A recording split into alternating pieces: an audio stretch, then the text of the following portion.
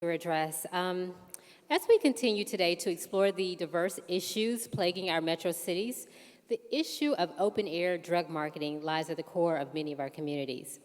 Drug marketing intervention is a strategic problem-solving initiative aimed at permanently closing down open-air drug markets, improving public safety, and the quality of life for residents. Our keynote speaker today, Laurel Boatright, is leading the charge in this effort. Ms. Boatright is an Assistant United States Attorney for the U.S. Attorney's Office of the Northern District of Georgia, where she currently serves as the Community Outreach Coordinator for the USAO. She graduated from Rice University in Houston, Texas, with a BA in English and History, and received her law degree from the University of Texas Law School. Roll Tide. After practicing for 5 years as a commercial litigator, this Texas native moved to Atlanta to realize her lifelong dream of becoming a federal criminal prosecutor.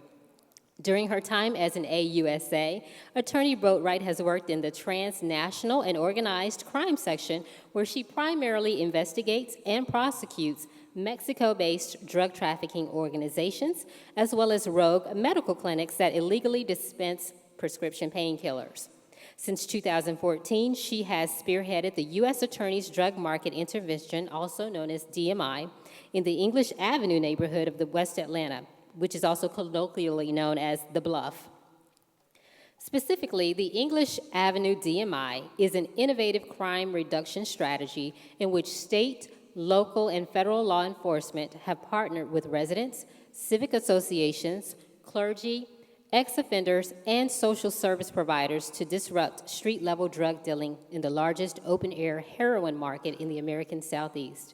Please join with me as I am totally enthusiastic about our speaker in welcoming AUSA Laurel Boatright.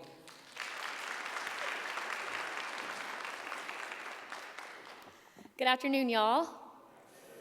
I got you after lunch. You're gonna be a little sleepy.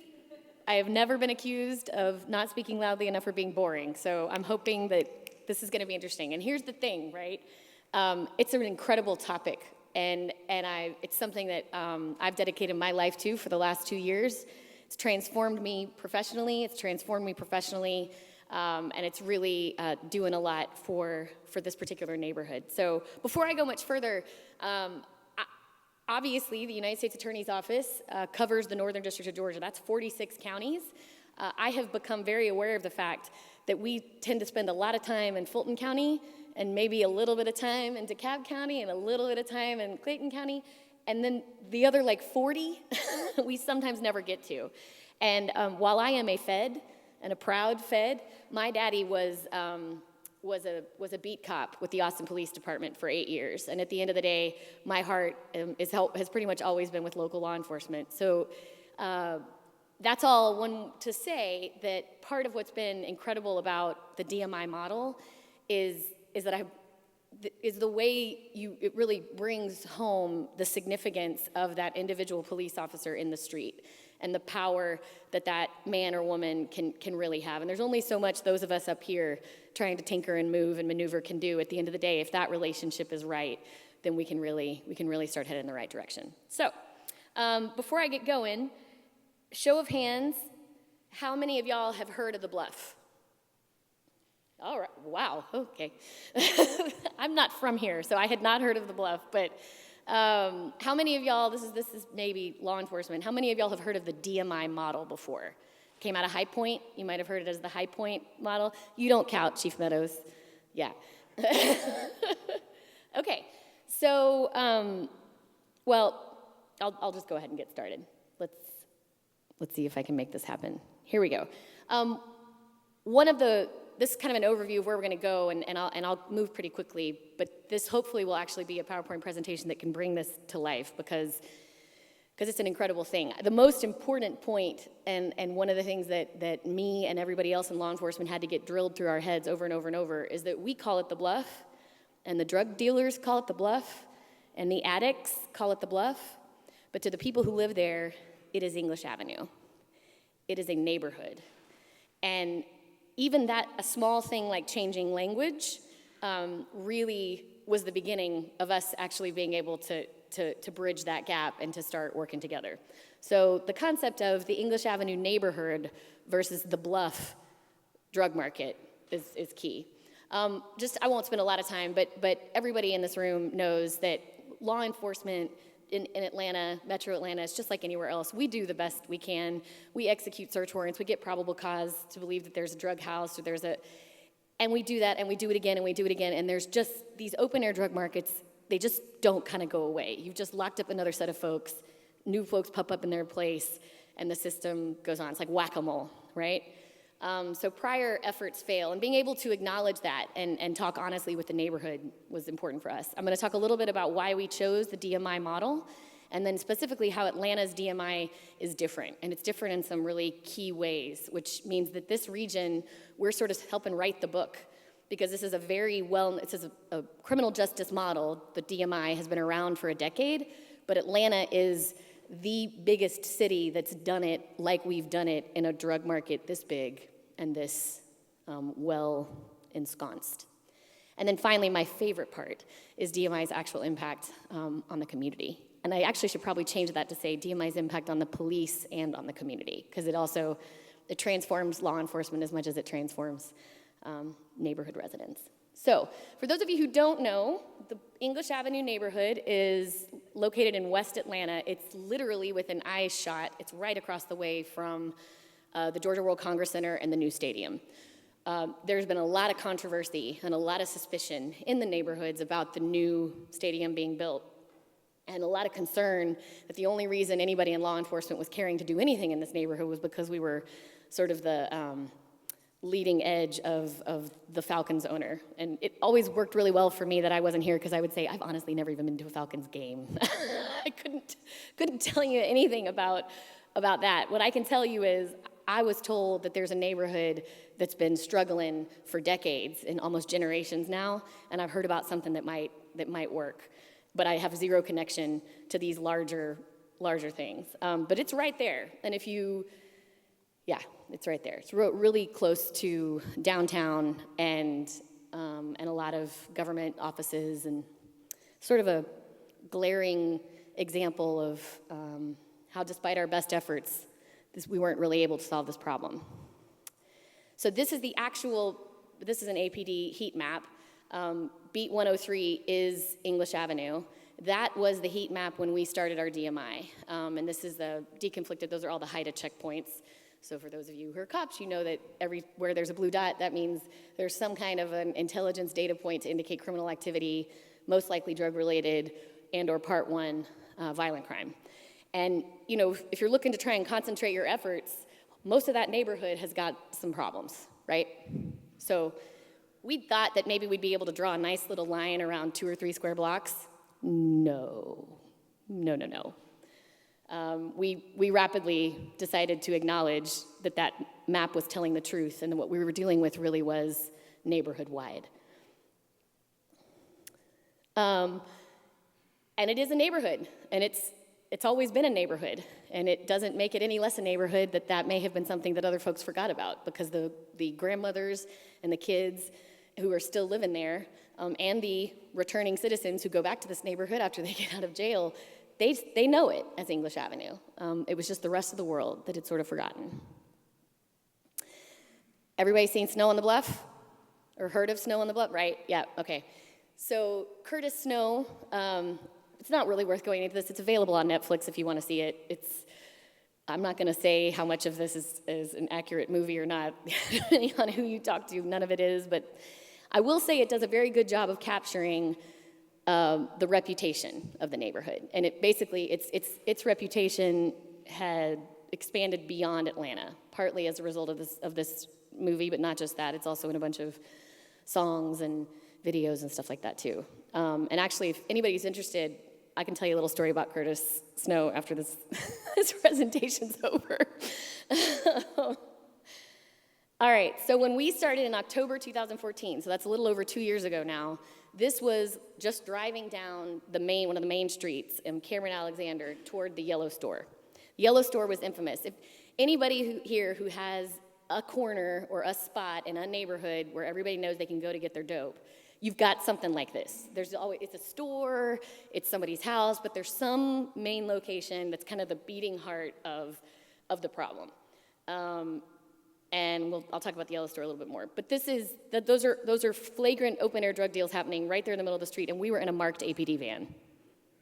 And this is how much respect they have, right? You saw this, repeated block after block after block after block. The neighborhood had, in the 1950s, it was actually a historically middle-class African-American neighborhood. Vine City is immediately north of the HBCU district. So a lot of professors, preachers, a lot of folks, teachers making a living. And then as the years went by and drug crime increased, et cetera, it's a story that is written across our country. The neighborhood started to fall into disrepair. And these, of course, it's like any other ecosystem. Guess what's gonna thrive in a place that has fewer and fewer people, and those people who are there tend to be folks who are not gonna be abiding by the law. This is what you start to get. So this is the yellow store. And those of you who have really amazing eyes, you see right there, I'm not gonna say it out loud because I'm a lady, but there is a less than flattering phrase directed at law enforcement. There it is, see a little bit closer.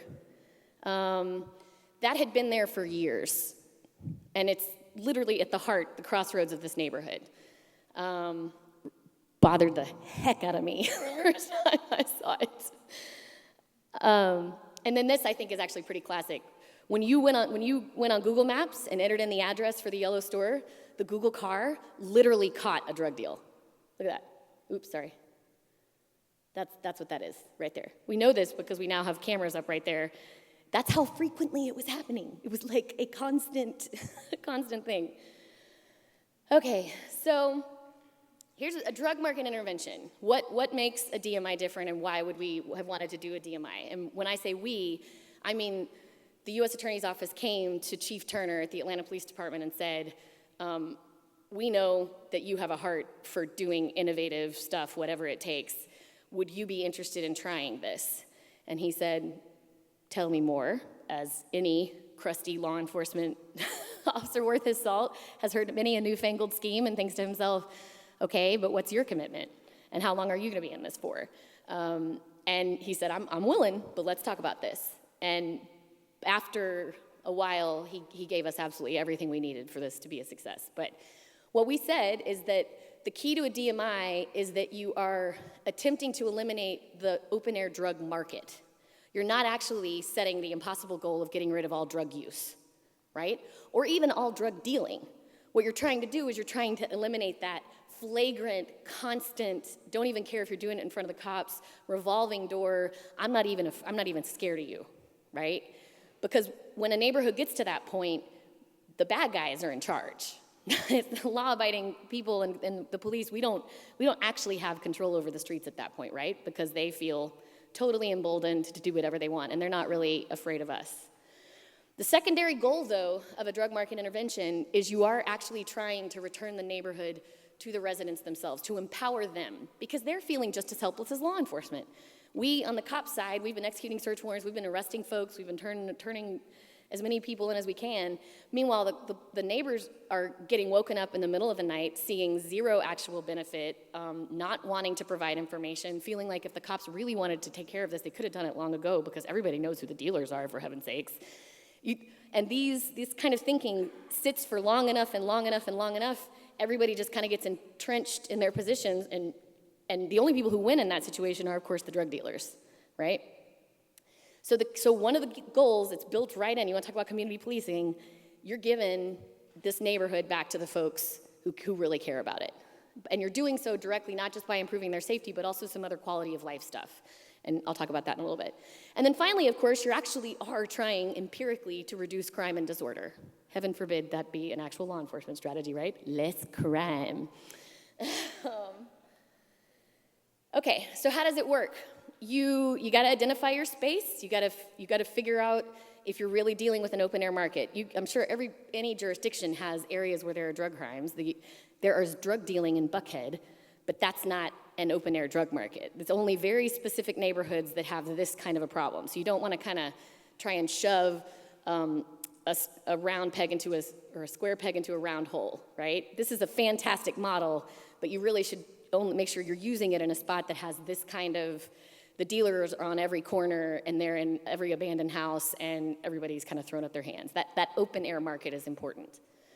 So you identify your drug market, and then you go about identifying who your street level dealers are.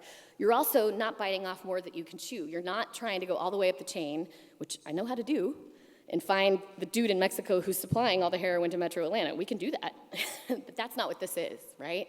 This is focused on who in that street is causing the problems for that neighborhood. And it's not that we don't care about the big fish, we do, but this is a very specific thing we're doing. And we're not letting mission creep happen. We care about this neighborhood and the drug dealing happening in this neighborhood. And the way you go about identifying them is through good old-fashioned detective work. You send in undercover officers, and it's honestly, I tease my cops all the time that it a little bit like shooting fish in a barrel, because this place was so ridiculous, they didn't even have to get out of their cars. They just drove down the street, and the dealers flagged them down, and they would hand over $40, and they would get their heroin, and they'd turn around, and they'd do it again on the next street, over and over and over. That's how easy it was to investigate drug dealing in English Avenue. Once you've identified who the street-level dealers are, you have to distinguish between, all right, who are people who have violence, basically picked up a gun or have demonstrated the kind of violence or have a reputation. This is where you have to talk to your street cops as well as engage your community, which I'll talk about. There's what people look like in their rap sheet, and then there's what people actually are in the street. And sometimes those overlap, and sometimes they don't. And somebody who has a 50-page rap sheet, it could be that they were all from the 1980s in Chicago, and since then he's aged out of crime, and now all he's doing is feeding his habit. And it could be some young guy who's 19 who doesn't have that many he doesn't have any convictions yet, but he's terrifying. And everybody in the street's worried about him. So there's only so much that you're gonna get. This is why you have to talk to people who actually know, right? Because what you're trying to do is, you're trying to identify people who you as law enforcement, our first duty is to protect and serve, we can't in good conscience leave those folks out on the street. And those people you call tier 1. And you build your rock-solid cases on them, and you prosecute them. And this is what made our DMI really, really, really, really different, is we charged these individuals for half-gram, one-time, undercover heroin buys, and we charged them federally. How many of you have ever have ever brought a case to the United States Attorney's Office for a half-gram heroin deal, and we were like, oh yeah, sure, we'll take that. Doesn't happen, but the reason why we were willing to do this is because it was part of this much larger initiative, and we had to educate our judges about it. We had to let them know they were going to start seeing a whole lot of unfamiliar defendants, right? But we explained what the broader goal was and what we were trying to accomplish. This whole process that I'm talking about identifying the dealers and conducting the undercover buys and all of that, that took place over about 6 months of intensive, every week, sitting in a room, me and a bunch of Atlanta police, Georgia Bureau of Investigation, ATF agents, code enforcement, like everyone who needed to be at the table, we got to the table and they committed and they showed up every single week, and we did this as a team. You don't have a successful DMI unless you're all working as a team and unless you have the feds and the state and the locals like this, right?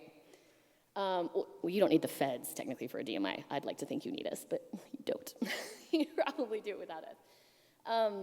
So far, this is interesting, but it's not that different, what I've described, from any other law enforcement initiative. What really sets a DMI apart and what makes people's heads spin and their hair lay back and their eyes get wide is anybody who you've identified who doesn't have a history of violence or their violence is super duper old, anybody who does not fit that description, you bank your case against them, even though you could charge them today, because you have a video of them having sold to an undercover officer.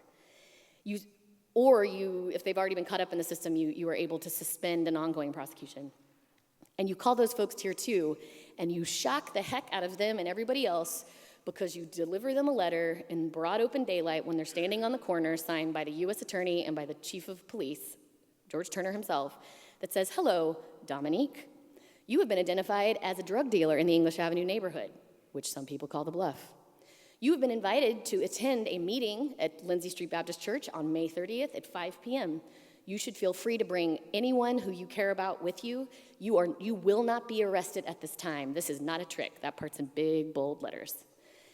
But you have to show up at this meeting. If you don't, there will be consequences.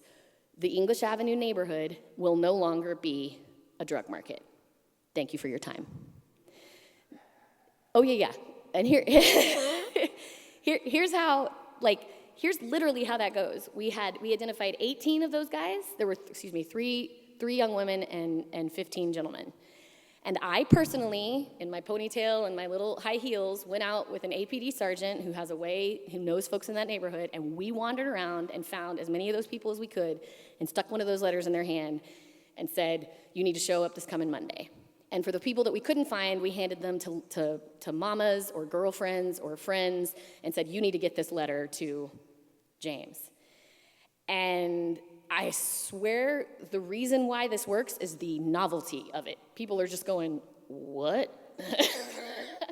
I kind of am going to show up just because I want to see what happens. This seems crazy. And it is.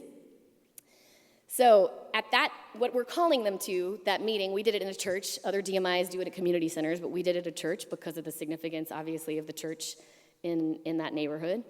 And we had the drug dealers there, we had their family members there, we had law enforcement from every jurisdiction I mentioned. We had assembled an entire group of social services providers, drug treatment, GED, adult literacy, child support, expungement services, Urban League, anything you could possibly imagine that would be the reason why someone was drug dealing for a living. We got into that church a service provider who could say to them, well, that's not going to be the reason anymore because I'm here to help you. And the significance of that, of course, is that if a person continues to drug deal after that, now that's just a choice, isn't it? Right? If you keep persisting in that lifestyle after what happened here, it almost lets the rest of the neighborhood off the hook for this terrible burden of guilt that they've had, that there are these people in the streets doing this and they feel like there might be something that they could do. Well, at this point, when we all come together and we do this, now if someone keeps going, well, that's not our problem anymore, is it? Really? People are responsible for their own choices. Okay, so real quick, there's a ton of this online. The original DMI started in High Point, North Carolina by Chief Marty Sumner, who literally just retired this year. He is my consigliere. He is apart from my dad, my favorite male human on the planet. He is, and of course, when he was creating this thing in High Point, he had no idea that it was going to turn into a program that started being implemented all over the world. But he just knew that what he'd been doing couldn't keep going. So the thing about this is if you do a successful DMI, your results are you're probably going to get about 40 to 80% reduction in violent crime. And about half of the people who you call in and give that second chance to, about half of them are likely to reoffend at some point. Now you look at that and you're like, well, that's kind of depressing. We did all this work, we called them in, we gave them all these services, and half of them go back? Well, here's why it's important to remember what the actual goals of a DMI were. You don't have as your goal for your DMI, and the people that we give a second chance to as individuals are able to change their lives. You don't see that anywhere up there, right? That's because you don't measure a successful DMI by those individuals. You measure a successful DMI by how the second chance offered to those individuals starts to transform how the rest of the neighborhood thinks about cops and thinks about drug dealing and thinks about opportunity and thinks about themselves, right? You care about the neighborhood. And yes, we want to help as many of the individuals as we can, but there comes a point we care about getting this place back in the hands of the folks who really care about it. And we want all of those gentlemen and ladies to be a part of that process, but if they don't, that's a shame. The neighborhood's moving on. Okay, so anyway, I won't make you sit there. I have an undercover recording, which is pretty hysterical because it is so blatant. I mean, it's like, would you like heroin? How much heroin would you like? There's, the key of it is that you don't want there to be any concern at the evidentiary stage, right? These need to be open and shut cases, which is where constant interaction with the prosecutor over over the period of time helps. Okay. So I told you all the people who were involved, and I told you about how important the community was. We literally met every single week with law enforcement, and we were meeting every single week with the neighbors. Neighborhood associations, pastors, they gave us feedback on who was gonna be tier 1 and who was gonna be tier 2. We didn't tell them people by name, but we kind of gave them demographics and an explanation of their background and that kind of thing. And everybody got on board on who was gonna be getting a second chance and who wasn't, at least in a broad sense. And the neighborhood and people from the neighborhood were there in that church when we called everybody in. I mean, it was like knock your socks off, something out of Hollywood. We indicted 27, we arrested them. We invited 18 to that church. 15 of them showed up. That's a total of 45 folks who were selling heroin in that neighborhood. And of that 15, 4 of them continued in the programs that were offered to them. 1 of them went back to school because he got the T-waddling scared out of him. 2 of them left town and we've never heard from again. I'm fine with that. I just need them to stop dealing in English Avenue. 4 of them, we know where they are. They are not dealing in English Avenue, but we're a little concerned they're probably doing something else wrong, but we can't prove it. 1 of them got arrested on a state parole violation, but later on participated in the programs. 4 of them did reoffend, and we charged them federally, but 2 of those, after the fact, did get into drug treatment and are now in recovery, and we consider them to be success stories. Look at that as a recidivism rate, right? That's pretty amazing. So anyway, I won't play, there's tons and tons of videos, but long story short, this requires a tremendous commitment from your local police department. The police are the most important part. Yes, we prosecutors are important, yes, but the police who are there day in and day out are the most important part. And APD maintained its commitment to this neighborhood. Residents' 911 calls start going up because people think maybe you're gonna actually act on what happens. And we start forfeiting properties that are drug related. We get the city works folks to come by and start cleaning up some of the worst blighted properties, which was some of the detention folks. This one was actually a house where somebody had OD'd on heroin a month before the Georgia National Guard came in and demolished it. If y'all don't know about the Georgia National Guard Counter Drug Task Force, amazing. Colonel McNair will do anything for anyone in this room if he can. So it was everybody. And I'll stop in case folks have questions. But long story short, here we are 2 years later. We've got a 36 and 39% decrease in Part 1 crime and drug crime. We've got the market confined to 3 to 4 known apartment complexes where we're continuing to investigate. We've got residents like actively engaged. I mean, I would just now had to turn my ringer off because I've had 2 of them calling me since I've been here. There was unfortunately an 81-year-old grandmother who was shot accidentally, and APD was able to solve that case, figure out what happened within 3 days. And when they went door to door to ask questions, the folks said, "We're willing to talk to you because we know you're doing DMI." And so, I'm not telling you that there are not still drugs in English Avenue. There are still drugs in English Avenue. But what there is an actual community police relationship where the neighbors are mad again and actually think the cops might actually do something about it. And the cops love that they look out and they know who in the neighborhood is who and who's with them and who's against them, right? And then my last, I just love, those are my colleagues down there playing chess, 2 federal prosecutors. And remember that sign I told you? All we had to do was walk in and ask the owner of that store if he would please take that nasty message off and he did. And just today, the Atlanta Police Foundation, literally today, this morning, had a groundbreaking to put a youth development center in an abandoned elementary school that's right there. So this is that yellow store that I was telling you about, and this is where a youth development and community center is going in. You don't think that's gonna start having paying major dividends moving on? And of course, that's what it's all about, right there. That happens there now. All right, any questions? I went over, sorry. All right, we're gonna take 5 minutes for questions so we can get on to our next session. Sorry, I took way too long. No, really great information, very innovative, so let's. Lots of good ideas here. I'm Councilman Ambrose Clay again.